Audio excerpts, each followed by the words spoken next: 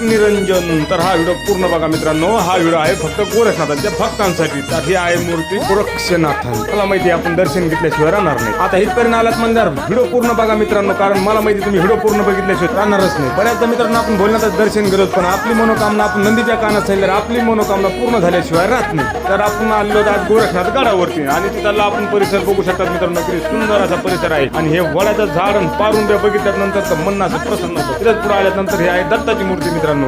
आता मला माहिती मित्रांनो तुमच्या मनात विचार आलाच असेल, नाव तर ऐकू नये, पण हा परिसर आहे कुठं? आपल्या गेवराजवळून हाकेच्या अंतरावर असणारा हा गोरखनाथ गड आहे. परिसरातील आपल्या बंगाली पिंपळा, माटेगाव, कुंभेजळगाव ह्या गावांच्या शिवारातच आहे आणि श्रावण महिन्यातल्या 3ऱ्या सोमवारी म्हणजेच आता येणाऱ्या सोमवारी इथं अफाट गर्दी आपल्याला बघायला. आणि ह्याच गडावरती आपल्या भक्तांना येण्यासाठी आपले महंत दत्ता महाराज गिरी यांनी आपल्या बस सेवा सुद्धा चालू केलेली आहे. आणि ह्याच गडावरती आल्यानंतर आपल्याला सुंदर अशी रामाची मूर्ती बघायला भेटणार आहे मित्रांनो. आता ही अशी मूर्ती आपल्याला फक्त एक अयोध्येत बघायला भेटणार आहे ना, अयोध्येच्या नंतर आपल्याला आपल्या गोरखनाथ गडावरती अशी मूर्ती बघायला भेटणार आहे. विचार कसला करताय? घ्या दर्शन आणि कमेंट मध्ये लिहा जय श्रीराम.